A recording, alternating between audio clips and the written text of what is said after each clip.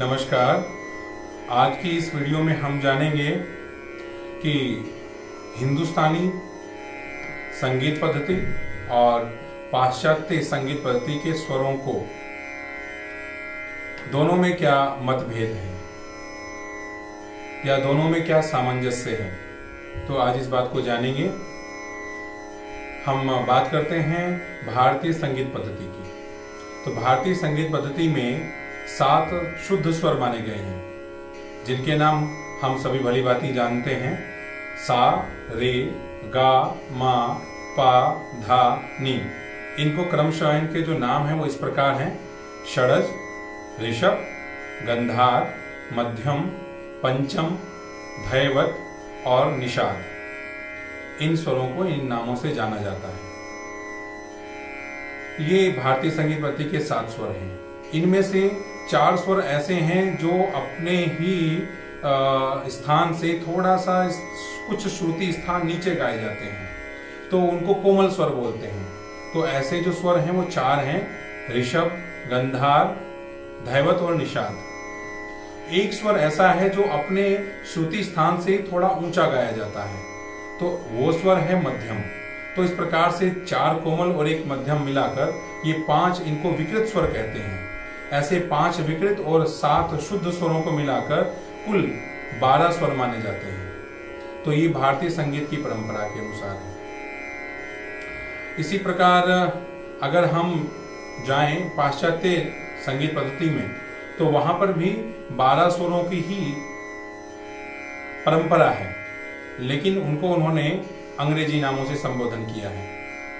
वहां है A sharp, B, C sharp, D sharp, E, F sharp, G और G sharp. ऐसे करके वहां पर भी 12 ही स्वर माने जाते हैं, परंतु दोनों में अंतर है। दोनों में क्या मतभेद है, इसको थोड़ा सा जानेंगे। भारतीय जो संगीत पद्धति है उसमें हम किसी भी स्केल से सारे गामा पाधा निसा बोल सकते हैं, कहीं से भी। जैसे हम कीपैड में देखें, सिंथेसाइजर के कीपैड में देखें, या हम अपने हारमोनियम के कीपैड में देखें, तो हम किसी भी स्वर से, मैंने पहले भी एक वीडियो में बताया है कि किसी भी स्वर से हम शुद्ध स्वरों की सरगम या किसी भी कोमल स्वरों की सरगम, तीव्र स्वर के साथ में विकृत स्वरों की सरगम हम बना सकते हैं, कहीं से भी बना सकते हैं। परंतु पाश्चात्य में ऐसा नहीं है। वहां पर जो स्वर दिए गए हैं वो फिक्स हैं अपने स्थान पर। तो हम अभी हारमोनियम के कीपैड पर देखेंगे कि किस स्वर को क्या नाम दिया गया है। आइए जानते हैं। हारमोनियम में देखते हैं, बेसिकली हारमोनियम में इसको पहला काला, दूसरा काला, तीसरा काला, चौथा काला, 5वां काला ऐसे बोला जाता है।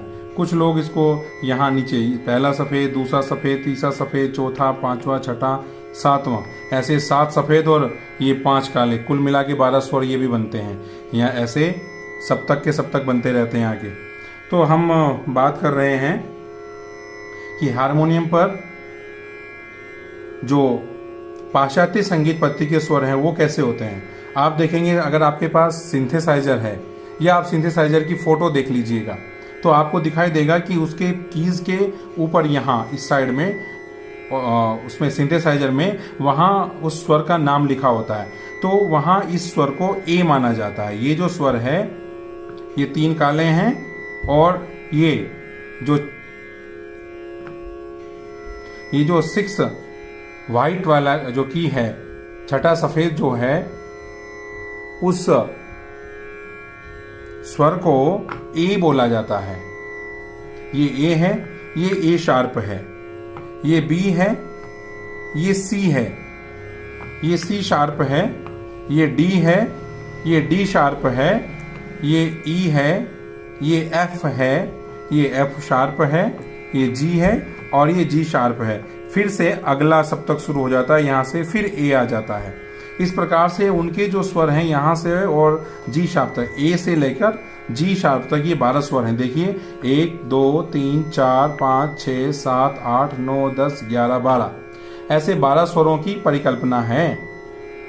ऐसे ही हमारे जो सारेगामा पाधानी में मैंने आपको बताया वो भी 12 स्वरों की परिकल्पना है। एक चीज और दोनों में सामंजस्य क्या है कि हमारे यहाँ षडज और पंचम ये जो दोनों स्वर हैं वो उनका कोई भी किसी भी प्रकार का विकृत स्वर नहीं होता, ना उनका कोमल होता है और ना ही उनका तीव्र होता है। इसी प्रकार से पाश्चात्य में भी हम देखेंगे तो ए शार्प, बी को ध्यान देंगे, बी, उसके बाद सी आता है, उसका सी शार्प हो गया, फिर डी है, डी का भी शार्प है, फिर ये ई आ गया, फिर ये एफ है, एफ का एफ शार्प है, जी का जी शार्प है। तो केवल 2 स्वर ऐसे हैं डी और ई, ये जो 2 सुर हैं इन दोनों सुरों का कोई भी शार्प नहीं है। तो इस प्रकार हम देखेंगे दोनों में एक सामंजस्य भी है। दोनों में सामंजस्य क्या है? सबसे पहला, दोनों में स्वरों की संख्या जो है वो बराबर है, 12 है। दोनों में 2 स्वर ऐसे हैं जिनका कोई भी विकृत स्वर नहीं होता या जिसमें शार्प नहीं होता। जैसे हम देखेंगे बी और ई, ये तो पाश्चात्य में है, और हिंदुस्तानी में षडज और पंचम, इन दोनों स्वरों का कोई भी किसी भी प्रकार का विकृत स्वर नहीं होता। तो ये हमारी दोनों पद्धतियों की मैंने आपको बात बताई। तो आज हमने जान लिया है कि हम भारतीय जो संगीत पद्धति है उसमें और हमारी जो पाश्चात्य संगीत पद्धति है दोनों के स्वरों में क्या सामंजस्य है और दोनों के स्वरों को क्या क्या बोला जाता है और कौन सा स्वर कहाँ पर कैसे माना गया है। अगर आपको ये वीडियो पसंद आई हो, ये जानकारी आपको लाभदायक लगी हो, तो चैनल को सब्सक्राइब करना ना भूलें। इस वीडियो को लाइक करें, अधिक से अधिक शेयर करें, कमेंट बॉक्स में अपना कमेंट जरूर दें। धन्यवाद।